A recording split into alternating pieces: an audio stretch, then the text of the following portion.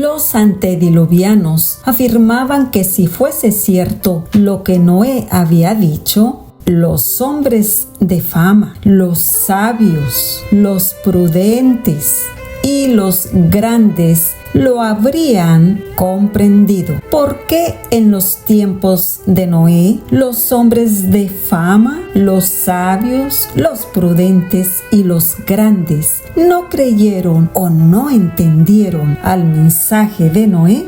¿Se está repitiendo la misma historia hoy en nuestros días? He aquí las razones de por qué Dios envió el diluvio. Razón número 1, porque los dones que Dios les había dado los usaron para glorificarse a sí mismos y los trocaron en maldición, poniendo sus afectos en ellos más bien que en aquel que se los había dado. 2. Emplearon el oro y la plata, las piedras preciosas y las maderas selectas en construcción de mansiones para sí y trataron de superarse unos a otros en el embellecimiento de sus moradas con las más hábiles obras del ingenio humano. Razón número 3. Solo procuraban satisfacer los deseos de sus orgullosos corazones y se aturdían en escenas de placer y perversidad. No deseando conservar a Dios en su memoria, no tardaron en negar su existencia. 4. Adoraban a la naturaleza en lugar de rendir culto al Dios de la naturaleza.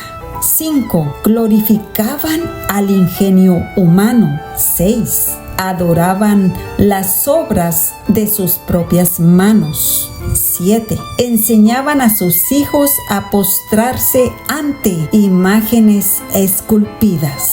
8. Construyeron altares a sus ídolos en los verdes campos y bajo la sombra de hermosos árboles. Número 9. Dedicaban a sus ídolos falsos los bosques extensos que conservaban su follaje siempre verde. Así lo dice Salmos 115:8. Como ellos son los que los hacen, cualquiera que en ellos confía. Número 10. No se respetaba el vínculo matrimonial ni los derechos de propiedad.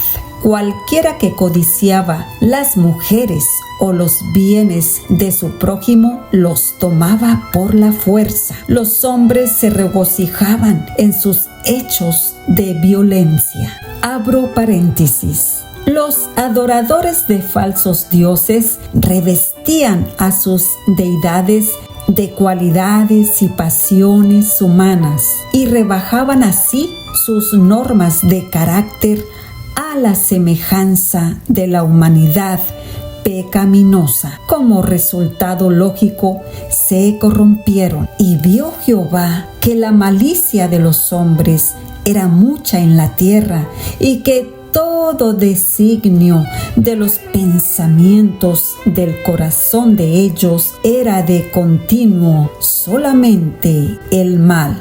Y corrompióse la tierra delante de Dios, y estaba la tierra llena de violencia. Génesis 6, 5 y 11. Dios había dado a los hombres sus mandamientos como norma de vida, pero su ley fue quebrantada y como resultado cometieron todos los pecados concebibles.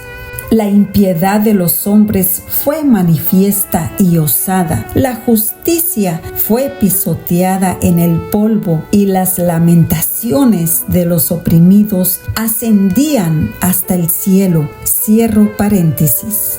Número 11. Gozaban matando los animales y el consumo de la carne como alimento los volvía aún más crueles y sedientos de sangre, hasta que llegaron a considerar la vida humana con sorprendente indiferencia. El mundo estaba en su infancia. No obstante, la iniquidad del género humano se había hecho tan profunda y general que Dios no pudo soportarla más y dijo: raeré los hombres que he criado de sobre la faz de la tierra. Declaró que su espíritu no contendería para siempre con la humanidad culpable. Si los hombres no cesaban de manchar el mundo y sus ricos tesoros, en medio de la corrupción reinante, Matusalén, Noé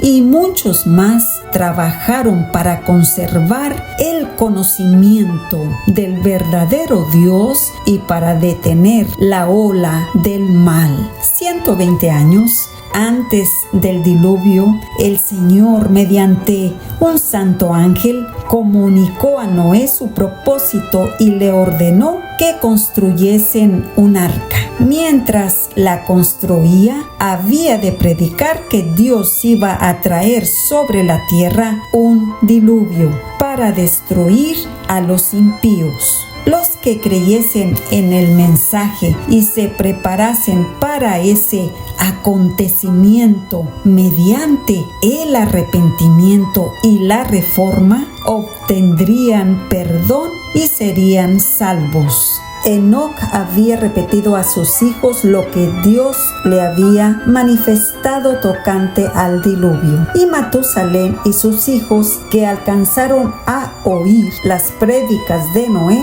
le ayudaron en la construcción del arca.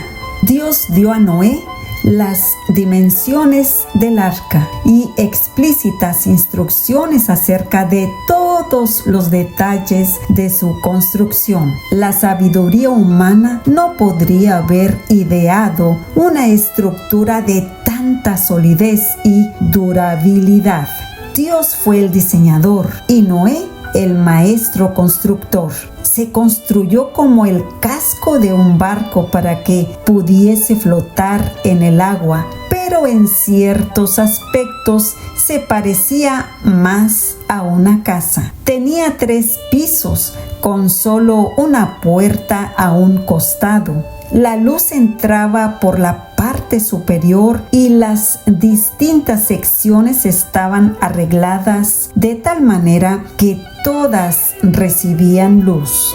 En la construcción del arca se empleó madera de ciprés que duraría cientos de años. La construcción de esta estructura fue un proceso lento y trabajoso. A pesar de la gran fuerza que poseían los hombres de aquel entonces, debido al gran tamaño de los árboles y la naturaleza de la madera, se necesitaba mucho más tiempo que ahora para prepararla. Se hizo todo lo humanamente posible para que la obra resultase perfecta. Sin embargo, el arca de por sí no hubiera podido soportar la tempestad que había de venir sobre la tierra. Solo Dios podía guardar a sus siervos de las aguas borrascosas.